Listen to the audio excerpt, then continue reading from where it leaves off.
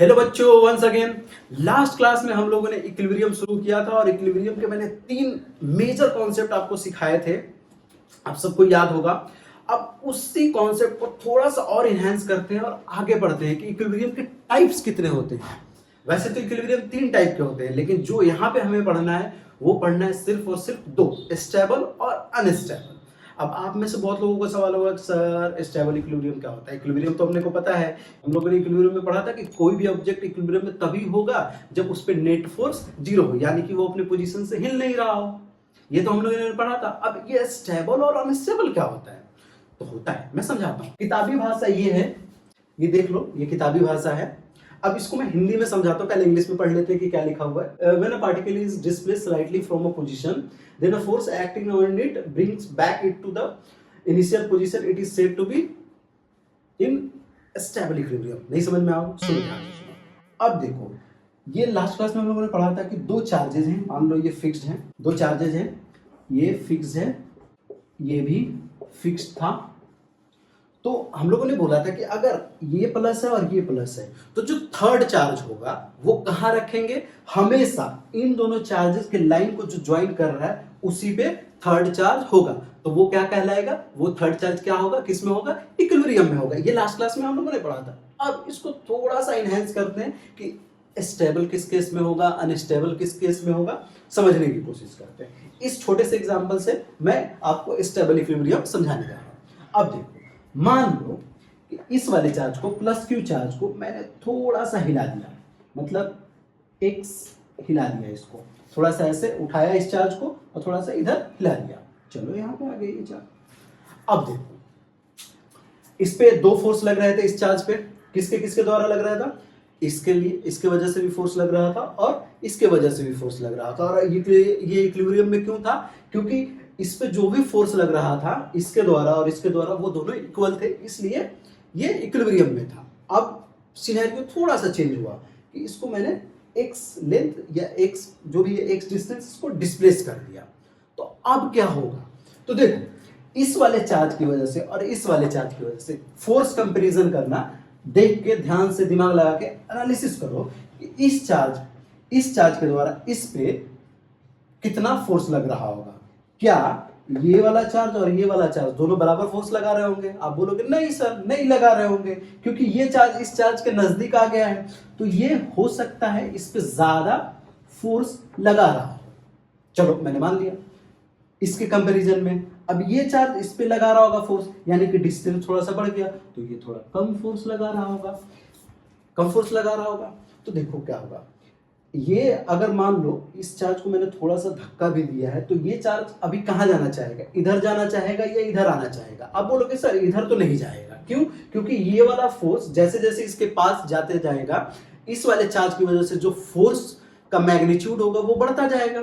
तो ये वाला चार्ज हमेशा किधर की तरफ भागने की कोशिश करेगा? इधर की तरफ, मतलब जो इसका इनिशियल पोजीशन है उसकी तरफ भागने की कोशिश करेगा। तो ये स्टेबल इक्विलिब्रियम वही बोल रहा है कि अगर चार्ज को हम लोग डिस्प्लेस कर रहे हैं, चार्ज को हम लोग क्या कर रहे हैं? अगर थोड़ा सा डिस्प्लेस कर रहे हैं और डिस्प्लेस करने के बाद भी वो अपने थोड़ा सा डिस्प्लेस करने के बाद भी वो अपने मीन पोजीशन, जो उसका इनिशियल पोजीशन था, उसकी तरफ भागने की कोशिश कर रहा है। तो ऐसे वाले सिनेरियो में हम लोग क्या बोलते हैं? वो कौन से इक्विलिब्रियम में होगा?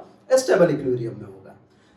तो आप बोलोगे सर तो इसका उल्टा होगा अनस्टेबल इक्विलिब्रियम, कि हाँ इस पे फोर्स लगाया और ये भागता रहा उधर अपने मीन पोजीशन या ये इनिशियल पोजीशन की तरफ नहीं आ रहा है, तो वो अनस्टेबल इक्विलिब्रियम हो गया। तो इन दोनों सेंटेंसेस का यही मतलब है।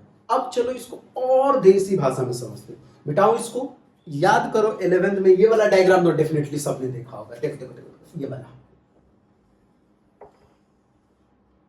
ये वाला डायग्राम डेफिनेटली देखा होगा। मान लो यहाँ पे एक बॉल रख देते थे, यहाँ पे एक बॉल रख दिया, यहाँ पे एक बॉल रख दिया और यहाँ पे एक बॉल रख दिया। ये स्टेबल, अनस्टेबल और न्यूट्रल इक्विलिब्रियम को समझाने का बहुत ही अच्छा एग्जांपल है। अब ध्यान से सुनना, इस वाले चार्ज को मैंने थोड़ा सा धक्का दिया, थोड़ा सा इस पे फोर्स लगाया इधर की तरफ, तो ये चार्ज क्या हो, चार्ज नहीं, बॉल बोल देते हैं। ये बॉल का क्या होगा? ये बॉल ना ऐसे लुढ़कते हुए उधर भागने की कोशिश करेगा। आपको ऐसा लगता है कि ये बॉल वापस इसी पोजीशन पे आ सकता है? नहीं आ सकता। देखना कैसे।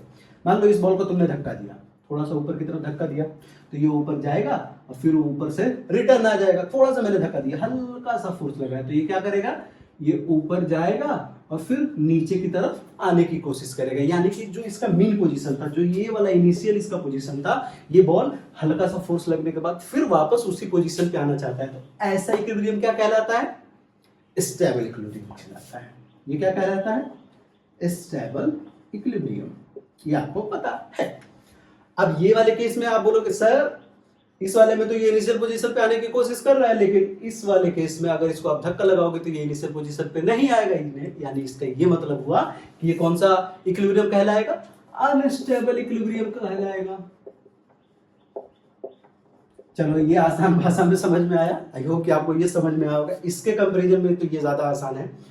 तो ऐसे वाले केसेस में क्या होगा, ये अनस्टेबल इक्विलिब्रियम होगा। क्यों होगा, क्योंकि ये अपने मीन पोजीशन पे दोबारा आने की कोशिश नहीं करेगा। लेकिन इस केस में ये स्टेबल इक्विलिब्रियम क्यों था, क्योंकि अगर इसको आप हल्का सा धक्का लगाओगे फिर वापस उसी पोजीशन पे ये आ जाएगा, इसलिए ये स्टेबल इक्विलिब्रियम है। अब इस वाले केस को आप क्या बोल सकते हो सर, ध्यान से बोल सकते हो सर, इस पे कितना भी फोर्स लगाओ इसका पोजीशन तो चेंज होने नहीं जा रहा, तो इसलिए ये क्या कहलाएगा, न्यूट्रल इक्विलिब्रियम कहलाएगा। आई होप कि ये चीज आपको समझ में आ गई है कि स्टेबल क्या होता है, अनस्टेबल इक्विलिब्रियम क्या होता है और न्यूट्रल इक्विलिब्रियम क्या होता है। लास्ट क्लास में जो जो एग्जांपल हम लोगों ने किया था उस पर थोड़ा सा मैं आपको रिकैप कराता हूं कि हम लोगों ने एक दो एग्जांपल किया था और उस एग्जांपल को यहां से स्टेबल अनस्टेबल आप बताओगे कि वो सर वो अनस्टेबल इक्विलिब्रियम है या स्टेबल इक्विलिब्रियम है। आपने एक वाले केस में तो बता दिया कि सर ये क्या होगा, पहला वाला केस कि सर आप इस वाले चार्ज को इधर धक्का दोगे तो ये वाला चार्ज ज्यादा फोर्स लगा रहा होगा, इसके वजह से ये अपने ये जो प्लस क्यू चार्ज है ये अपने इनिशियल पोजीशन की तरफ आना चाहेगा, इसलिए ये कौन सा केस कहलाएगा, आप इधर देख के बोलोगे सर ये स्टेबल इक्विलिब्रियम कहलाएगा। मैंने बोला ठीक, तुमने भी बोला ठीक। चलो एक और एग्जांपल लेते हैं। ये तो प्लस क्यू चार्ज था, अब चलो माइनस क्यू चार्ज रख के देखते हैं। ये प्लस क्यू चार्ज पे देखा हम लोगों ने, अब आपको बताना है, ठीक है। अब मान लो एक और चार्ज लिया हम लोगों ने, अभी भी प्लस क्यू चार्ज है, अभी भी प्लस क्यू चार्ज है।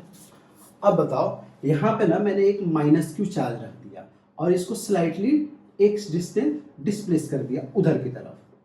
अब इस केस में बताओ कि ये आपके पास क्वेश्चन है कि ये स्टेबल इक्विलिब्रियम है या अनस्टेबल इक्विलिब्रियम है। आपको टिक लगाना है कि कौन सा होगा, स्टेबल या अनस्टेबल। तो आप बोलोगे सर अभी एनालिसिस करते हैं, देखो कैसे करते हैं। आपने बोला कि इस चार्ज को थोड़ा सा डिस्प्लेस कर दिया, ठीक है, तो अपना एनालिटिक्स लगाते हैं कि अच्छा ये वाला चार्ज इस पे क्या कर रहा होगा, अपनी तरफ अट्रैक्ट कर रहा होगा। मैंने बोला हाँ ठीक है, तो अगर ये उसके पास है तो ज्यादा अट्रैक्ट कर रहा होगा। मैंने बोला हाँ ठीक है, तुम सही बोल रहे हो। अब ये वाला चार्ज क्या कर रहा होगा, इससे दूर भाग रहा है, ये वाला चार्ज तो इससे दूर चला गया है, डिस्टेंस इससे ज्यादा दूर हो गया, तो इस पे जो ये फोर्स लगा रहा होगा, ये वाला चार्ज इस पे जो फोर्स लगा रहा होगा इस वाले चार्ज के कंपैरिजन में कम होगा। तो आपको क्या लगता है ये वाला चार्ज अपने मीन पोजीशन की तरफ कभी जा पाएगा, नहीं जा पाएगा। क्यों, क्योंकि इस वाले चार्ज का जो फोर्स ऑफ अट्रैक्शन है वो ज्यादा है इस वाले चार्ज की वजह से, इसलिए अपने मीन पोजीशन पे ये कभी नहीं आएगा। तो ये वाला केस हो जाएगा, कौन सा वाला, कि इसको थोड़ा सा धक्का लगाया, ये अपने मीन पोजीशन की तरफ यानी इनिशियल पोजीशन की तरफ आएगा नहीं। तो इस वाले केस को हम लोग क्या बोलेंगे, अनस्टेबल इक्विलिब्रियम। क्या बोलेंगे, अनस्टेबल इक्विलिब्रियम। आई होप कि आपको थोड़ा थोड़ा क्लियर हो गया है कि स्टेबल क्या है, अनस्टेबल इक्विलिब्रियम क्या है। चलो अगर थोड़ा सा क्लियर हो गया तो एक और क्वेश्चन कर लेते हैं। आपको इस बार खुद से बताना है कि उसमें क्या होगा। इसको हटा रहा हूं मैं, क्या होगा, अनस्टेबल। इस वाले का आंसर क्या होगा, अनस्टेबल इक्विलिब्रियम। चलो तो दूसरा वाला क्वेश्चन करते हैं, वो आपको ध्यान से बताना है देख के। अब चलो, अभी भी दो चार्जेस हैं, प्लस क्यू प्लस क्यू। अब ना मैं थोड़ा सा चेंज कर देता हूं क्वेश्चन को, अभी थोड़ा सा चेंज हुआ। अभी क्या हो रहा था, जो प्लस क्यू चार्ज था, जो थर्ड चार्ज था प्लस क्यू चार्ज, वो उसको हम लोग इस लाइन के अलाउंग डिस्प्लेस कर रहे थे। अब मैं बोल रहा हूं कि इस वाले प्लस क्यू चार्ज को आप ऊपर की तरफ डिस्प्लेस करो।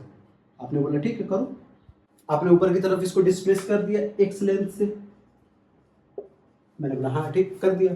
अब देखो अगर इस वाले पोजीशन पे चला गया तो ये वाला प्लस क्यू चार्ज उसको किधर की तरफ फोर्स लगा रहा होगा, उधर की तरफ रिपेल कर रहा होगा।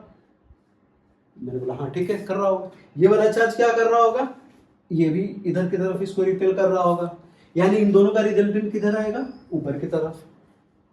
तो आपको क्या लगता है ये थर्ड चार्ज नीचे आएगा कभी, अपने मीन पोजीशन की तरफ आएगा, नहीं आएगा। तो ऐसे वाले केस में हम इसको क्या बोलेंगे, अनस्टेबल इक्विलिब्रियम, अनस्टेबल इक्विलिब्रियम। चलो ये वाली चीज समझ में आ गई। अब एक और लास्ट क्वेश्चन आपको जवाब देना है, चलो खुद से जवाब दो। ये प्लस क्यू चार्ज, ये दूसरा भी प्लस क्यू चार्ज। अभी भी क्वेश्चन वही है कि एक माइनस क्यू चार्ज था यहाँ पे और उसको हम लोगों ने ऊपर की तरफ शिफ्ट किया, अभी भी एक्स डिस्टेंस इसको ऊपर शिफ्ट किया। अब बताओ ये स्टेबल इक्विलिब्रियम या अनस्टेबल इक्विलिब्रियम। आप बोलोगे सर देख के तो लगता है कि ये प्लस क्यू है, तो ये इस पे किधर की तरफ फोर्स लगा रहा होगा, अपनी तरफ खींच रहा होगा। मैंने बोला हाँ ठीक है खींच रहा होगा। तो ये भी देखोगे सर ये भी प्लस क्यू ये माइनस क्यू, तो ये क्या कर रहा होगा, अट्रैक्ट कर रहा होगा। मैंने बोला हाँ ठीक है अट्रैक्ट कर रहा होगा। तो आप बोलोगे सर ये देखो इधर की तरफ इन दोनों फोर्स का रिजल्टेंट किधर की तरफ, नीचे की तरफ, यानी ये हो सकता है स्टेबल इक्विलिब्रियम। क्यों हो सकता है, क्योंकि ये अपने मीन पोजीशन की तरफ आ रहा है। ये दोनों फोर्सेस उसको क्या कर रहे हैं, ये दोनों चार्जेस इस थर्ड चार्ज को क्या कर रहे हैं, अपने इसके मीन पोजीशन की तरफ खींच रहे हैं, मतलब एक रिजल्टेंट फोर्स लगा रहे हैं। तो ऐसे वाले केस में हम इसको क्या बोलेंगे, स्टेबल इक्विलिब्रियम। आई होप कि ये चीज स्टेबल अनस्टेबल 3-4 एग्जांपल से आपको समझ में आ गया होगा। अब ये बताने का मुद्दा क्यों था, आप पूछोगे सर ये क्यों बताया आपने। याद करो 11th क्लास में हम लोग एसएचएम पढ़ते थे। एसएचएम में क्या पढ़ते थे, एसएचएम में पढ़ते थे सर, अच्छा एसएचएम में क्या पढ़ते थे, इक्विलिब्रियम पढ़ते थे कि इक्विलिब्रियम होता है एसएचएम में, सिंपल हार्मोनिक मोशन। उसमें वो एसएचएम कौन सा इक्विलिब्रियम होता था, स्टेबल इक्विलिब्रियम। इसीलिए मैंने आपको पढ़ाया कि अब जो भी क्वेश्चन हम लोग करने वाले थोड़ा सा एसएचएम का भी मिक्सअप कर लेंगे। एक तो इलेक्ट्रोस्टैटिक्स रहेगा ही, उसमें थोड़ा सा 11 एसएचएम भी मिक्स कर लेंगे ताकि अच्छे क्वेश्चंस बने। आपको जो भी जेई मेंस या जेई एडवांस अगर आप दे रहे होंगे तो ऐसे ही मिक्सड अप वाले क्वेश्चन आते हैं, आपको वो समझना होता है कि चलो बहुत सारे कॉन्सेप्ट को यूज करके एक क्वेश्चन को सॉल्व करना होता है। मैं आपको सारे प्रोसेस बताऊंगा धीरे धीरे, या आपकी तो इनिशियल क्लासेस है, मैं आपको सोचने का तरीका बताऊंगा कि जैसे ही कोई क्वेश्चन देखो आपको सोचना कैसे है, उसको हम लोग धीरे धीरे करते करते क्वेश्चन करते करते उसको सीखेंगे। तो चलो यहाँ तक की बात समझ में आ गई थी कि स्टेबल अनस्टेबल इक्विलिब्रियम क्या होता है। स्टेबल इक्विलिब्रियम में क्या होता है कि अगर किसी भी पार्टिकल को थोड़ा सा डिस्प्लेस करो और फिर वो उसी पोजीशन पे आ जाए, वैसे केसेस को हम लोग क्या बोलते हैं, स्टेबल इक्विलिब्रियम। अनस्टेबल क्या होता है कि अगर पार्टिकल को धक्का लगाया और वो अपने मीन पोजीशन की तरफ ना आए, ऐसे वाले केसेस को क्या बोलते हैं हम लोग, अनस्टेबल इक्विलिब्रियम। चलो इसको हटाओ मैं, अब हम लोग क्या पढ़ने जा रहे हैं, एसएचएम। एसएचएम पे बेस्ड क्वेश्चन पढ़ने वाले हैं। तो एसएचएम का थोड़ा सा कॉन्सेप्ट आपको याद दिला देता हूँ। आप बोलोगे सर याद मत दिलाओ, मेरे को पता है एसएचएम क्या है। एसएचएम एक स्टेबल इक्विलिब्रियम में, मैंने बोला हाँ ठीक है आपको पता है। दूसरी चीज बताओ इसके फोर्स का इक्वेशन क्या होता है, ये तो पहली चीज थी। दूसरी चीज बताओ फोर्स का इक्वेशन क्या होता है। आप बोलोगे sir force is equal to minus K X लिखते थे, के क्या होता था यहाँ पे, एसएचएम कांस्टेंट होता था। मैंने बोला हाँ ठीक है ये तो मुझे पता है। और एक्स क्या होता था, वो स्लाइड जो डिस्प्लेसमेंट है, ये आपको पता है। फिर मैं आपसे तीसरा क्वेश्चन पूछ दूं, अच्छा ये बताओ अगर कोई पार्टिकल एसएचएम कर रहा है तो उसका टाइम पीरियड कैसे निकालते हैं। तो आप बोलो सर अगर वो एसएचएम कर रहा है तो उसका टाइम पीरियड हम लोग t = 2 pi root under m upon k लिखते थे। k क्या है यहाँ पे, एसएचएम कांस्टेंट। m क्या है, अब सर इतना सिंपल मत पूछो, m क्या है, मास। ये चीज पता चल गई, t = 2 pi under root m upon k। अब इसी पे हम लोग थोड़ा सा एसएचएम पे क्वेश्चन करते हैं। इतना स्टेबल अनस्टेबल बताने का मुद्दा यही था कि एसएचएम पे हम लोग 1-2 क्वेश्चन करने वाले हैं। चलो शुरू करें।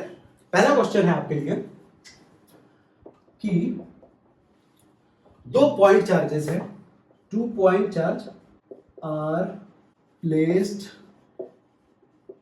Eight a 12 from each other and a third charge q with mass m placed। यहाँ पे देखो क्वेश्चन समझो, यहाँ पे है क्वेश्चन की ये प्लस क्यू चार्ज, दूसरा भी प्लस क्यू चार्ज और इन दोनों के बीच की दूरी कितनी है 12। इन दोनों के बीच का दूरी कितना है 12। एक थर्ड चार्ज है Q, वो इन दोनों चार्जेस के बीच में रखा हुआ है। अब ये बोल रहा है कि अगर ये इक्विलिब्रियम, अगर ये स्टेबल इक्विलिब्रियम में है, स्टेबल इक्विलिब्रियम का क्या मतलब हुआ कि अगर इसको मैं थोड़ा सा x लेंथ डिस्प्लेस कर रहा हूँ तो ये फिर से इसी पोजीशन पे आ जा रहा है। अभी मैंने 2-3 एग्जांपल से आपको सिखाया था स्टेबल और अनस्टेबल इक्विलिब्रियम में कि इसका क्या होता है। तो अगर ये इनिशियल पोजीशन पे आ रहा है फिर से, तो ये कौन सा इक्विलिब्रियम कहलाएगा स्टेबल इक्विलिब्रियम, ये आपको पता है। अब इसमें हम लोग को फाइंड करना है कि अच्छा ठीक है, ये अगर स्टेबल इक्विलिब्रियम है तो इसका टाइम पीरियड बताओ। तो ऐसे क्वेश्चन को सोचने का एक तरीका है, पहला कि इसमें इलेक्ट्रोस्टैटिक्स लग रहा है, आप बोलोगे हाँ सर ये तो लग रहा है, क्वेश्चन देख के लग रहा है। दूसरा कि अगर ये इक्विलिब्रियम में है, अगर ये स्टेबल इक्विलिब्रियम में है तो आपके दिमाग में आना चाहिए अगर ये स्टेबल इक्विलिब्रियम है तो इसका ये मतलब हुआ कि ये एसएचएम कर रहा है, एसएचएम कर रहा होगा। आपको नहीं पता जेन्युइनली कि हाँ कर क्या रहा है, बट आप बोलोगे सर ये तो एसएचएम कर रहा होगा। तो मैंने बोला हाँ ठीक है एसएचएम कर रहा होगा तो उसका लिख लो। एसएचएम इक्विलिब्रियम का अगर इस पे जो भी फोर्सेस लग रहे होंगे, जो ये थर्ड चार्ज है, इस पे जितना भी नेट फोर्स होना चाहिए वो किस फॉर्मेट में वो फोर्स की वैल्यू आनी चाहिए F equal to minus K x. अगर ये F equal to minus K x आ गया तो आप बोलोगे सर अगर ये आ गया ना तो अपन टाइम पीरियड तो डेफिनेटली लिख सकते हैं कि टाइम पीरियड बराबर 2 pi under root M upon K. ये तो आप डेफिनेटली लिख सकते हो। बोला हाँ ये लिख सकते हो। तो चलो इस वाले थर्ड चार्ज पे हम लोग फोर्स का इक्वेशन फाइंड करते हैं। मैं इसको मान लेता हूँ फर्स्ट चार्ज, मैं इसको मान लेता हूँ सेकेंड चार्ज। चलो एक्स लेंथ, हाँ एक और अप्रोक्सीमेशन जो आपको ध्यान रखना है कि जो ये एक्स है, एल जो लेंथ है उसके कंपैरिजन में बहुत बहुत कम होगा। जैसे मान लो ये लाइन है, इस लाइन पर 2 चार्जेज रखे हुए, एक चार्ज यहाँ रखा हुआ है और एक चार्ज यहाँ पे रखा हुआ है, और ये लाइन की लेंथ कितनी है एल। अब मैं क्या बोलता हूँ कि जो थर्ड चार्ज है उसको हल्का सा डिस्प्लेस कर दिया, तो इस लेंथ के कंपैरिजन में ये जो डिस्प्लेसमेंट है एक्स है वो बहुत बहुत कम होगा। तो ऐसा लिख सकते हैं हम लोग, बताओ जरा बताना कि x is very very very छोटा देन एल, ये लिख सकते हैं। तो ये मान सकते हैं ऐसे, आप बोलोगे हाँ सर मान सकते हैं। तो चलो आगे शुरू करते हैं।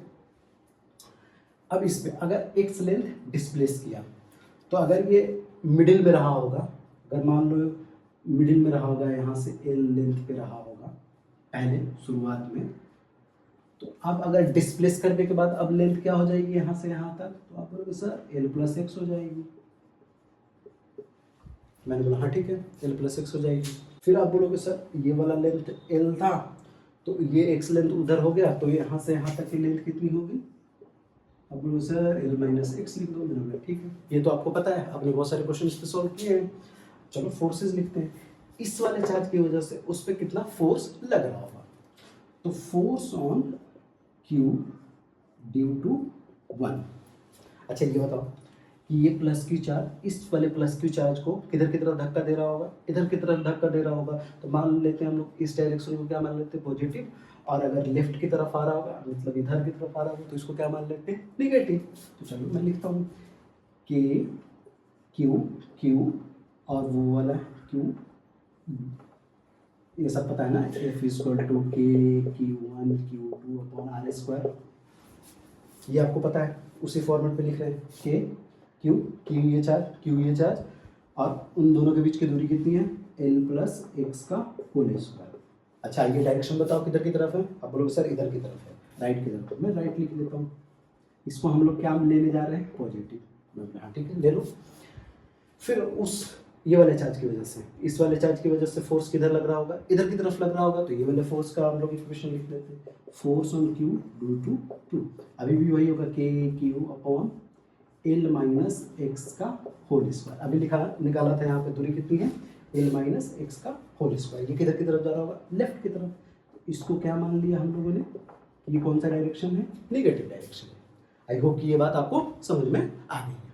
अब चलो अब मैं बोलता हूँ कि अच्छा ये बताओ जब उसको स्लाइटली एक्स डिस्प्लेस किया था तो उस पर नेट फोर्स कितना होगा। तो आप बोलोगे सर इन दोनों फोर्सेस को जोड़ देते हैं। बोला ठीक है जोड़ दो। यहाँ देखो यहाँ लिख रहा हूँ मैं, अब नेट फोर्स ऐसे लिखोगे आप, एफ नेट बराबर F Q1 plus F Q2। हाँ ठीक है। तो अभी जब नेट फोर्स लिख रहे हो तो साइन के साथ लिखना। तो अगर ये इस डायरेक्शन में है, ये वाला Q1 इस डायरेक्शन में है, तो ऐसे लिखोगे के क्यू एल प्लस एक्स का होल स्क्वायर। हाँ ठीक है, लिख दो। ये लेफ्ट में है तो इसको नेगेटिव के साथ लिखो, के Q upon L minus X का होल स्क्वायर। ये लिख दिया आप लोगों ने। यानी कि बात समझ में आ गई। अब मैं इसको थोड़ा सा हटा रहा हूँ ताकि अपने को जगह मिल जाए।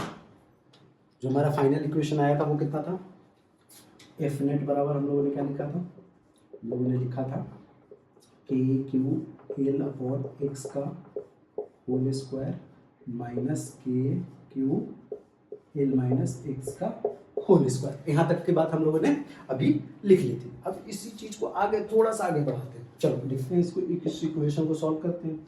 यहाँ पे के क्यू क्यू इसमें भी है, तो इन दो ये तो कॉमन हो जाएगा। तो आपने बोला ठीक है कॉमन है तो बाहर निकाल दो। अब ऐसे लिख सकते हैं L plus X L minus X, solve करते हैं इस इक्वेशन को, एल प्लस एक्स का whole square L minus X का होल स्क्वायर। अब देखो यहाँ पे ये वाला L plus L minus X ऊपर चला जाएगा स्क्वायर में, माइनस एल प्लस एक्स। ये मेरा एजम्पशन है कि आपको ये इक्वेशन आप सॉल्व कर पाओगे। जैसे एल प्लस एक्स और एल माइनस एक्स है तो इस इक्वेशन को आप सॉल्व कर पाओगे, आई होप सो। ये वाली इक्वेशन आप सॉल्व कर पाओगे, ठीक है। ये 1 अपॉन एल प्लस एक्स का होल स्क्वायर है और minus 1 upon L minus X का होल स्क्वायर है। आप इस इक्वेशन को जब सॉल्व करोगे तो इस वाले फॉर्मेट में आएगा। अब इसको सॉल्व करना है, चलो सॉल्व करते हैं इसको धीरे धीरे, ध्यान देना। के क्यू, अब ठीक है, एल माइनस एक्स का होल स्क्वायर लिखो और एल प्लस एक्स का होल स्क्वायर लिखो। देखना तुम्हारा ऐसे आ रहा है कि नहीं, L square minus 2xl plus X का होल स्क्वायर। अब देखो ये भी वही चीज़ होगा, L square plus 2xl plus X square, तो इसको माइनस में है तो ऐसे लिख दो, L square minus 2lx minus X का होल स्क्वायर। अब बोलोगे हाँ लिख दो। अब ये चीज़ देखना, एल प्लस एक्स का whole square L minus X का होल स्क्वायर। आप सबको पता है ए प्लस बी और ए माइनस बी हो तो उसको हम लोग क्या लिखते हैं, क्या लिखते हैं इसको, ए स्क्वायर माइनस बी स्क्वायर। तो ऐसा नहीं लग रहा आपको, ये वाले फॉर्मेट में एल प्लस एक्स का whole square L minus X का होल स्क्वायर, तो इसको क्या लिख सकते हैं, L square minus X square power में क्या हो जाएगा, यहाँ पे स्क्वायर है, यहाँ पे स्क्वायर नहीं था इसलिए हम लोगों ने A square minus B square directly लिख दिया था, लेकिन अभी यहाँ पे तो स्क्वायर है तो स्क्वायर को तो कॉमन लेना पड़ेगा, तो L square minus X square यहाँ पे हम लोगों ने। मैं उस चीज़ को हटा रहा हूँ डायग्राम को, यहाँ तक की बात समझ में आ गई। अब चलो लिखते हैं, एफ नेट बराबर के क्यू क्यू, अब देख लो यहाँ से, ये एल स्क्वायर से ये एल स्क्वायर हो गया, ये एक्स स्क्वायर से ये एक्स स्क्वायर हो गया। आपने बोला हाँ ठीक है हो गया, माइनस 2xl माइनस 2xl, ऊपर कितना बचा माइनस 4xl। अब देखना L square minus X square, इसको ऐसे ही रहने देते हैं, पहले ऊपर वाला टर्म लिखते हैं, माइनस 4xl अपॉन में कितना हो जाएगा, L square minus X square का होल। अब देखना, अभी मैंने आपको बोला था कि x बहुत बहुत छोटा है l से, तो जब ऐसे वाले केसेस हो, ये आपको फिजिक्स में बहुत आने वाला है, ये मैथमेटिक्स है, यहाँ पे हम लोग अप्रोक्सीमेशन करते हैं कि अगर l बहुत बड़ा है x से तो l का अगर हम लोग स्क्वायर भी करेंगे तो x के स्क्वायर से बहुत ज़्यादा बड़ा होगा, और ये x बहुत छोटा सा डिस्प्लेसमेंट है, तो इस x को हम ऐसा नहीं हम बोल सकते कि सर इसको ये जीरो की तरफ जा रहा होगा, इसकी अप्रोक्सीमेट वैल्यू किधर हो रही होगी, जीरो हो रही होगी। अब बोलोगे हाँ सर ये हो रही होगी, ये तो मैथमेटिक्स है। ये आपको बहुत यूज़ आने वाला है, आपको ये अप्रोक्सीमेशन वाला चीज़ ध्यान में रखना है। आप ऐसे 10-12 क्वेश्चन ऐसे करने वाले हो जहाँ पे x बहुत बहुत छोटा होगा l से, तो उस केसेस में, उन सारी केसेस में आपको x में कुछ अप्रोक्सीमेट करना है, x की अप्रोक्सीमेट वैल्यू क्या होगी, जीरो होगी। तो अगर ये जीरो होगी तो नीचे हम लोग क्या लिख सकते हैं, ध्यान से देखना, के Q Q minus 4xl upon, ये अगर जीरो की तरफ टेंड कर रहा होगा तो एल स्क्वायर और उसके बाहर एक और स्क्वायर है तो ये क्या हो जाएगा, एल टू दी पावर 4। अब एक एल से एक एल को उड़ा दो तो ऐसे लिख सकते हैं, के क्यू क्यू -4x/L3। आप बोलोगे हाँ सर लिख सकते हैं, बोला ठीक है लिख दूँ। अब एफ नेट ऐसे लिख सकते हैं, अब फाइनल एफ नेट लिखते हैं हम लोग,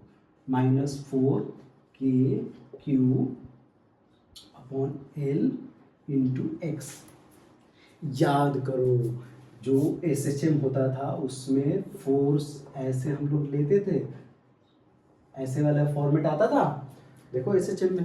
अब यहाँ पे ध्यान से देखना कि ये चीज़ों को अगर हम लोग अलग कर दें, अगर इसको हम लोग K मान लें, इसको K मान लें, तो ऐसा नहीं लग रहा कि फोर्स इक्वल टू -kx लिखा हुआ है। बोलोगे हाँ सर ये तो लिखा हुआ है, मतलब ये SHM कर रहा है। अब SHM कर रहा है तो उसका टाइम पीरियड अपने को निकालना है। तो टाइम पीरियड सिंपल है कि सर आपने इसको मान लिया के, तो आप लिख दो सिंपली टाइम पीरियड। कैसे लिख दोगे आप, एफ नेट बराबर ऐसे हम लोगों ने लिख दिया। अब इसको इस फॉर्मेट में लिखते हैं, टाइम पीरियड लिखते हैं। टाइम पीरियड बराबर क्या होता है 2πm/k। तो आप बोलोगे सर यहाँ पे तो के हम लोगों ने फाइंड कर लिया है, यहाँ पे क्या है ये L3 है। तो आप बोलोगे सर 4kq/L3 ये क्या है हमारा k है, तो ऐसे लिख दिया आप लोगों ने T2πm/4kq/L3 है, तो ये L3 ऊपर चला जाएगा, ये के और ये वाला के, ये दोनों डिफरेंट है। ये इलेक्ट्रोस्टैटिक्स कांस्टेंट है और ये SHM कांस्टेंट है, ये आपको अच्छे से पता है। ठीक, आई होप कि ये चीज़ आपको समझ में आ गई, ये क्वेश्चन भी आपको समझ में आ गया है। तो इसलिए मैंने आपको स्टेबल और अनस्टेबल इसलिए बताया था ताकि आपको ऐसे अगर SHM मिक्स हो जाए क्वेश्चंस में, इलेक्ट्रोस्टैटिक्स के क्वेश्चन में अगर ये SHM भी मिक्स हो रहा हो तो आपको कैसे प्रोसीड करना है। आई होप कि आपको ये चीज़ समझ में आ गई है। चलो इसके आगे क्वेश्चन करते हैं। ठीक है, ये वाली क्वेश्चन समझ में आ गई है। अब अभी भी क्वेश्चन सेम है, अभी भी क्वेश्चन सेम है, थोड़ा सा और चेंज करते हैं इसमें, थोड़ा सा आपको कॉन्सेप्ट और देते हैं। ये क्वेश्चन आप खुद से ट्राई करना कैसे करना है। क्वेश्चन यही है, अब इसमें थोड़ा सा हम लोग क्वेश्चन में चेंज करने जा रहे हैं हम लोग कि मान लो क्वेश्चन कह रहा है, ध्यान से सुनना, कि दो चार्जेज हैं, डायग्राम में बना रहा हूँ, दो चार्जेज हैं, एक है +q और दूसरा भी है +q, एक थर्ड चार्ज है -q, एक थर्ड चार्ज क्या है -q। अब कह रहा है कि इस थर्ड चार्ज को अब इस लाइन के अलोंग हम लोग डिस्प्लेस नहीं कर रहे, अब किसके अलोंग डिस्प्लेस कर रहे हैं, परपेंडिकुलर। तो इस वाले चार्ज को हम लोगों ने बोला इस वाले लाइन पे डिस्प्लेस कर रहे हैं। ये वाला चार्ज x लेंथ ऊपर, मैंने इस चार्ज को उठाया और x लेंथ ऊपर ले गए, तो अभी भी क्या होगा, ये अगर -q है तो ये अपनी तरफ खींच रहा होगा, ये अपनी तरफ खींच रहा होगा, तो ये इसके मीन पोजीशन की तरफ आ रहा होगा, यानी कि ये स्टेबल इक्विलिब्रियम है। आप सबको पता है, अभी हम लोगों ने ये एग्जांपल सॉल्व किया था। तो अगर ये x डिस्टेंस ऊपर चला गया, x डिस्टेंस ऊपर चला गया, तो अब आपसे पूछ रहा है कि इसका टाइम पीरियड बताओ, कि ये ऊपर नीचे अगर ये कर रहा है तो इसका टाइम पीरियड ऑफ ऑसिलेशन बताओ। तो आपके सोचने का पहला तरीका क्या होगा कि अच्छा ये इलेक्ट्रोस्टैटिक्स का क्वेश्चन है, मैं बोला हाँ ठीक है इलेक्ट्रोस्टैटिक्स का है। ये इक्विलिब्रियम का क्वेश्चन है, मैंने बोला हाँ इक्विलिब्रियम का क्वेश्चन है। तो कौन सा इक्विलिब्रियम, तो आप बोलोगे सर ये इक्विलिब्रियम आपको कहलाएगा स्टेबल इक्विलिब्रियम। स्टेबल इक्विलिब्रियम क्यों कहलाएगा, क्योंकि अगर मैंने इसको ऊपर डिस्प्लेस किया तो इन दोनों चार्जेस की वजह से वो नीचे की तरफ अपने मीन पोजीशन की तरफ आने की कोशिश कर रहा होगा, यानी कि ये स्टेबल इक्विलिब्रियम होगा। तो आप लोग ठीक है ये स्टेबल इक्विलिब्रियम होगा। फिर तीसरा पॉइंट आएगा कि अच्छा अगर ये स्टेबल इक्विलिब्रियम है तो यानी SHM हो सकता है। तो अगर SHM हो सकता है तो अगर इस वाले चार्ज पे जो भी नेट फोर्स लग रहा होगा, अगर उसका फॉर्मेट F -kx के फॉर्म में आ जाए, उस ये थर्ड चार्ज पे लगने वाला फोर्स, नेट फोर्स अगर इस फॉर्म में आ जाए, तो आप बोलोगे सर तब तो सिंपल है, अगर इसका टाइम पीरियड निकालना होगा तो ऐसे लिख देंगे 2π√m/k। मैंने बोला हाँ लिख सकते हो। तो बोले चलो शुरू करते हैं, लिखते हैं इस पे इक्वेशन। पहले डायग्राम बनाते हैं, ध्यान से देखना, इस क्वेश्चन को थोड़ा सा ट्रिकी लगेगा बट ध्यान से देखना। अगर ध्यान से आप देखोगे, अगर कैलकुलेशन मेरा लाइन बाय लाइन जो भी मैं कर रहा हूँ उसको आप ध्यान से फॉलो करोगे तो आपको ये क्वेश्चन बहुत ही आसान लगने वाला है। चलो अब ये वाला चार्ज इस वाले चार्ज पे किधर की तरफ फोर्स लगा रहा होगा, सर नीचे की तरफ, अपनी तरफ खींच रहा होगा। तो मैं बोला ठीक है चलो अपनी तरफ खींच रहा है, तो ऐसे लिख देते हैं, फोर्स का डायरेक्शन ऐसे बना लेते हैं। ये भी अपनी तरफ खींच रहा होगा, मैं बोला हाँ खींच रहा होगा, तो इधर फोर्स की डायरेक्शन इधर की तरफ बना लेते हैं। अब बोलो ठीक है, बना लो। अब मान लो ये एंगल कितना है, थीटा। तो अगर ये दोनों फोर्सेस, अगर दोनों फोर्स, ये वाला क्यू और ये वाला क्यू, अगर इस पे सेम फोर्स लगा रहे हैं, सेम फोर्स ही लगा रहे होंगे, आप बोलोगे कैसे, मैं बोला बताता हूँ। अगर ये थीटा है तो ये भी कितना होगा, थीटा होगा। तो ये अगर पूरा लेंथ 2l था, तो ये वाली लेंथ हम लोगों ने कितनी ली थी, LL ली थी। आप बोलोगे हाँ ठीक है, ये LL ली थी। तो ये L, ये वाला लेंथ x, और ये परपेंडिकुलर लाइन है, तो आप इसको बोलोगे सर ये under root L plus L square plus x square है, लिख सकते हो। मैंने बोला हाँ लिख सकते हो ऐसे। आप बोलोगे ये वाला लेंथ भी तो under root L square plus x square है, मैंने बोला हाँ ठीक है, ले सकते हो। तो आप बोलोगे सर ये भी Q और ये Q और ये भी Q और ये Q, इन दोनों के द्वारा अगर हम लोग फोर्स निकाले तो आप ऐसे लिख सकते हो, इसको 1 मान लेते हैं, इसको 2 मान लेते हैं। तो force on Q due to 1 ऐसे लिख सकते हैं, K Q अपॉन L प्लस x का होल स्क्वायर। क्यों, क्योंकि ये डिस्टेंस कितनी है, under root L square plus x square, तो ये लिख सकते हैं। आप बोलोगे हाँ ये लिख सकते हैं। फिर force on Q due to 2 ऐसे लिख सकते हैं, K Q अपॉन L square plus x square. आप बोलोगे हाँ लिख सकते हैं, क्योंकि देखो ये वाला फोर्स और ये वाला फोर्स दोनों का मैग्नीट्यूड क्या है, बराबर है। यानी तो ये वाला एंगल और ये वाला एंगल भी क्या होगा, बराबर ही होगा। आपको ये बात समझ में आ गई कि ये वाला एंगल और ये वाला एंगल मैंने क्यों लिखा था, थीटा क्यों लिखा था। थीटा इसलिए लिखा था क्योंकि ये दोनों फोर्सेज सेम है, इसलिए जितना अपनी तरफ ये खींच रहा होगा उतने ही अपनी तरफ ये खींच रहा होगा, और ये जो एंगल बनेगा इन दोनों के बीच में वो क्या होगा, इक्वल होगा। तो ये थीटा तो ये भी थीटा। आप बोलोगे ठीक है, ये वाला थीटा मैंने लिख लिया। अब चलो इस पे नेट फोर्स फाइंड करते हैं। इस पे दो डायरेक्शन में फोर्स लग रहा है, एक इधर फोर्स लग रहा है और एक इधर फोर्स लग रहा है। अब बोलेंगे हाँ लग रहा है। अब ये वाले फोर्सेस जो हैं, ध्यान से देखना, मैं यहाँ पे एक डायग्राम बना रहा हूँ, आपको एकदम आसान भाषा में समझाने की कोशिश कर रहा हूँ कि इस पे जो फोर्स लग रहा होगा, ध्यान से देखना। मान लो ये तुम्हारा -Q चार्ज है, इस पे दो फोर्सेस लग रहे हैं, एक इधर की तरफ और एक इधर की तरफ, और ये एंगल कितना है, आप बोलोगे सर थीटा। तो इस वाले फोर्स के दो कंपोनेंट होंगे, एक इधर की तरफ और एक इधर की तरफ। आप बोलेंगे हाँ सर ये होगा। फिर इस वाले फोर्स का एक कंपोनेंट इधर की तरफ होगा और दूसरा कंपोनेंट इधर की तरफ होगा। आप बोलोगे हाँ ये होगा। तो ये जो ये वाला कंपोनेंट और ये वाला कंपोनेंट है, क्या हो जाएगा, दोनों उड़ जाएंगे, दोनों कट जाएंगे, क्योंकि इक्वल एंड अपोजिट है। तो बचा कौन सा कंपोनेंट, इधर वाला। तो इस वाले फोर्स की वजह से मान लो F cos थीटा आ रहा है, मान लो ये वाले फोर्स क्या मान लेता हूँ मैं, F, ये भी फोर्स कितना मान लेता हूँ मैं, इस पे लगने वाला फोर्स कितना है, F, इस पे लगने वाला फोर्स कितना है, F, ये फोर्स F, ये फोर्स F। तो इन दोनों का कंपोनेंट अगर ले रहे हैं तो किधर होगा, 2F cos theta, F cos theta, और इसके वजह से F cos थीटा। तो ये नेट फोर्स इस वाले चार्ज पे कितना लग जाएगा, 2F cos थीटा। तो ऐसे लिख दूं मैं यहाँ पे। तो आपको अभी हम लोगों ने फाइंड कर लिया कि यहाँ पे दो फोर्सेस लग रहे होंगे, ये वाला फोर्स, इस वाले चार्ज पे कौन कौन से फोर्स लग रहा है, इस वाले चार्ज की वजह से और इस वाले चार्ज की वजह से, और इनका जो हॉरिजॉन्टल कंपोनेंट था अभी हम लोगों ने देखा कि वो इक्वल एंड अपोजिट है, तो वो एक दूसरे को कट कर देंगे। सिर्फ और सिर्फ कौन सा कंपोनेंट बचेगा, वर्टिकल कंपोनेंट बचेगा। तो मैंने बोला ठीक है, वर्टिकल कंपोनेंट बचा, तो एक इसके वजह से मैंने फोर्स मान लिया F, क्योंकि ये फोर्स और ये फोर्स दोनों इक्वल थे, देखो, तो इसको F मान लेते हैं, इसको भी F मान लेते हैं, दोनों इक्वल है। तो इसकी वजह से इधर एक फोर्स लग रहा था और इधर फोर्स लग रहा था, तो इस F का जो ये फोर्स है उसका कंपोनेंट हम लोगों ने लिया कि इसको F cos थीटा लिखेंगे, और इस वाले की वजह से भी एक और फोर्स आएगा तो उसको क्या लिखेंगे, F cos थीटा। तो दो फोर्सेस सेम डायरेक्शन में, तो उसको हम लोग डायरेक्टली ऐड कर सकते हैं, वेक्टर क्वांटिटी है, डायरेक्टली ऐड कर सकते हैं। तो F नेट बराबर हम लोग ऐसे लिख सकते हैं 2F cos थीटा। आप बोलोगे हाँ सर लिख सकते हैं। तो आप सबको पता है कि F की वैल्यू हम लोगों ने फाइंड कर ली थी, Q अपॉन L square plus x square, ये आपको F की वैल्यू पता है। अब यहाँ से cos थीटा की वैल्यू बताओ। cos थीटा की वैल्यू बोलोगे आप sir cos theta B upon H, तो cos थीटा की वैल्यू ऐसे लिख सकते हैं, cos थीटा बराबर x upon under root L square plus x square. मेरे को पता है आप लोगों में से बहुत लोगों को समझ नहीं आया होगा। देखो बच्चों, ये थीटा, तो अगर cos थीटा मुझे लिखना है तो बेस अपॉन हाइपोटेनियस लिखते हैं, base upon hypotenuse cos theta B upon H लिखते हैं। तो इसके लिए ये बेस है और ये हाइपोटेनियस है, तो हम लोग लिखेंगे X upon under root L square plus X square, वही चीज मैंने लिखा है।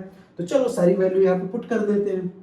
2 एफ की वैल्यू कितनी है, के क्यू under root L square plus X square. अच्छा एक और चीज बताओ, अगर ये ऊपर की तरफ अगर हम लोग पॉजिटिव ले रहे हैं तो नीचे की तरफ क्या लेंगे, हम लोग निगेटिव लेंगे, तो ये ध्यान रखना। तो यहाँ पे मैं इससे पहले ही लिख दूँ -2f cos थीटा, डायरेक्शन के लिए सिर्फ डायरेक्शन बता रहा हूँ कि नीचे की तरफ है तो हम लोग निगेटिव ले रहे हैं, ऊपर की तरफ होगा तो पॉजिटिव लेंगे। आप बोलोगे हाँ लिख लो, फिर cos थीटा की वैल्यू वहाँ से लिखो, f की वैल्यू मैंने लिख दी, cos थीटा की वैल्यू क्या होगी, x upon under root L square plus X square. आप बोलोगे हाँ ये होगा सिंपल। अब देखो चलो इसको सॉल्व करते हैं। अच्छा इस चीज़ को ऐसे भी लिख सकते हो ना, देखना ध्यान से देखना, बताना मेरे को, -2k x upon L square plus X square L square plus X square power में 1/2। आप बोलोगे हाँ ऐसे लिख सकते हैं, ये रूट में है तो इसको पावर में 1/2 लिख सकते हैं। मैं बोला ठीक, सॉल्व करो इसको। चलो धीरे धीरे सॉल्व करते हैं आराम से। अब इसको यहाँ पे लिख रहा हूँ, एफ नेट बराबर -2k x upon L square plus X square power में 3/2। L square plus X square power में 3/2, क्योंकि बेस सेम है तो पावर को ऐड कर देते हैं, 1 + 1/2, तो उसको 3/2 हम लोग लिख सकते हैं। अब देखो अभी बताया था कि एल अभी भी क्या है, एल अभी भी एक्स से बहुत बड़ा है, तो एक्स कहाँ हो जाएगा, एक्स किसकी तरफ टेंड कर रहा होगा, 0 की तरफ टेंड कर रहा होगा। आप बोलोगे सर अभी तो बताया था 0 की तरफ टेंड करा दो, ऐसे लिख देते हैं हम लोग, -2k x upon L cube लिख सकते हैं। देखो एल स्क्वायर और एल स्क्वायर 3/2 है, तो ये 2 से ये 2 कट गया तो बचेगा कितना, एल क्यूब। तो नेट फोर्स बराबर हम लोग क्या लिख सकते हैं, -2k x upon L cube. चलो इसको हटाओ मैं, -2k x upon L cube. तो ऐसा आपको नहीं लग रहा कि अगर इसको एक जगह बांध ले तो f = -kx के फॉर्मेट में लग रहा है। आप बोलोगे हाँ सर ये तो लग ही रहा है, ये अगर k है, इसको पूरे को अगर पूरी इक्वेशन को अगर हम लोग k मान लें तो f = -kx लग रहा है। आप बोलोगे हाँ लग रहा है, तो चलो लिखते थे टाइम पीरियड क्या लिखेंगे, टाइम पीरियड बराबर 2π√m/k, k की वैल्यू यहाँ से डाल देंगे तो 2π m, ये l है तो l क्यूब ऊपर चला जाएगा, 2k3, टाइम पीरियड निकल गया आसानी से। आई होप कि आपके दोनों क्वेश्चन समझ में आ गए होंगे। अगर आपको कुछ भी डाउट हो तो आप कमेंट करना, हम लोग डेफिनेटली आंसर करेंगे और आपके डाउट को दूर करने की कोशिश करेंगे। तो हम लोगों ने अब तक की कहानी में क्या क्या पढ़ा, स्टेबल पढ़ा कि स्टेबल इक्विलिब्रियम क्या होता है, अनस्टेबल इक्विलिब्रियम क्या होता है। स्टेबल इक्विलिब्रियम मैंने बताया कि अगर किसी भी पार्टिकल को थोड़ा सा डिस्प्लेस करो और सेम पोजीशन पे आ जाए वो, या इनिशियल पोजीशन पे आने की कोशिश करे, ऐसा इक्विलिब्रियम क्या कहलाता है, स्टेबल इक्विलिब्रियम। दूसरा इक्विलिब्रियम क्या पढ़ा, अनस्टेबल। अगर उसमें थोड़ा सा भी चार्ज को डिस्प्लेस करो या पार्टिकल को डिस्प्लेस करो तो वो अपनी इनिशियल पोजीशन पर नहीं आ पाता है, ऐसे वाले इक्विलिब्रियम को क्या बोलते हैं हम लोग, अनस्टेबल इक्विलिब्रियम बोलते हैं। एसएचएम क्या, फिर मैंने बताया कि एसएचएम एक स्टेबल इक्विलिब्रियम है, उसमें मैंने फोर्स = -kx लिखवाया, उसके टाइम पीरियड भी बताया। उस पर हम लोगों ने 2 क्वेश्चन अच्छे क्वेश्चन किए। आई होप कि आपको ये समझ में आया होगा। Please do not forget to like, subscribe and share. जय हिंद।